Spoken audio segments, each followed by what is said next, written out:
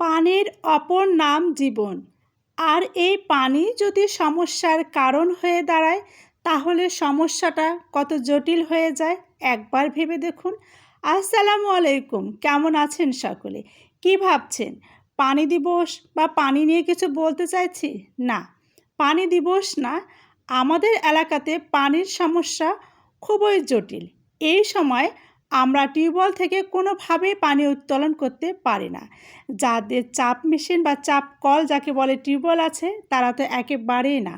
রাত 12টার পরে টিউবওয়েল থেকে পানি চাপিয়ে বড় বড় বালতিন বা পাতিল ভরিয়ে রাখতে হয়। ভোরের দিকে একটু পানি পাওয়া যায়, বেলা যত গড়িয়ে যায় পানির সমস্যা ঠিক ততটা জটিল হতে থাকে। দেখতেই পাচ্ছেন আবাদি জমি, এই জমিতে পানি নেওয়া হয় ডিপ মেশিনের মাধ্যমে। আর যখন ডিপ মেশিন চালু করা হয় তখন আমরা সাধারণ মানুষ টিউবওয়েল থেকে কোনোভাবেই পানি উত্তোলন করতে পারি না, যা আমাদের সমস্যার অনেক অনেক জটিল হয়ে যায়। অনেক সমস্যার মধ্যে আমরা পড়েছি। এমনও দিন গেছে এই গরমে আমরা গোসল পর্যন্ত করতে পারিনি, কোনো রকমে রান্নার পানিটা রেখে রান্নাটা করে খাবার খেয়েছি এই পর্যন্ত।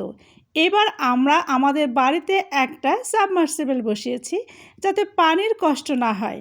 আসলে সব কষ্ট সহ্য করা যায়, গরমে কিন্তু পানির কষ্ট সহ্য করা যায় না। তারপরও আমরা পানির অনেক কষ্ট করেছি, এখনও অনেকেও এই কষ্টটা করছেন। সমস্ত কিছু বিবেচনা করে আমাদের বাড়িতে একটা পানির মেশিনের ব্যবস্থা করা হয়। শুধু তাই না, আমার মাথার মধ্যে এটা এসেছে যে আমি যে পানির কষ্টটা করেছি, আমার গ্রামের বউ মা যারা আছে, আমার যা, সকলে সে কষ্টটা ভোগ করছে বা কষ্ট করছে। আর যাদের বাড়িতে এই ধরনের ব্যবস্থা আছে তাদেরকে এই কষ্টটা করতে হয় না। তবে হ্যাঁ, অনেকে এই ব্যবস্থাটা করে নিয়েছে। এই চিন্তা মাথায় রেখে আমি আমার বাসার পিছন সাইডে মানে রাস্তার পাশে আমাদের বাসা, সেখানে একটা টেপের ব্যবস্থা করে দিই। এমন করে ব্যবস্থা করে দিই কারো যদি পানির প্রয়োজন হয় সে যেন এই বাহির থেকে পানি নিয়ে যেতে পারে। আসলে এই ব্যবস্থাটা করবার কারণ আমাদের বাড়িতে কেউ থাকে না, তালা বন্ধ থাকে বাড়িতে। এখন কারো যদি পানির প্রয়োজন হয় তাকে বাড়ির ভিতর যেতে হবে। বাড়ির ভিতর যাওয়াটা খুবই জটিল। আগে বলেছি আমাদের বাড়িতে কেউ থাকে না। এই চিন্তা করে আমি বাড়ির পিছন দিকে একটা টেপের ব্যবস্থা করে নিই এবং এখানে বলা হয় যাদের পানির প্রয়োজন হবে তারা যেন নির্দ্বিধায় এখান থেকে পানি নিয়ে যেতে পারে।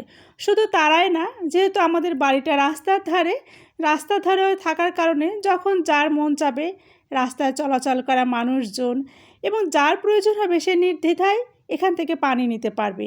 এই চিন্তায় মাথায় রেখে আমি এই ব্যবস্থাটা করে নিই।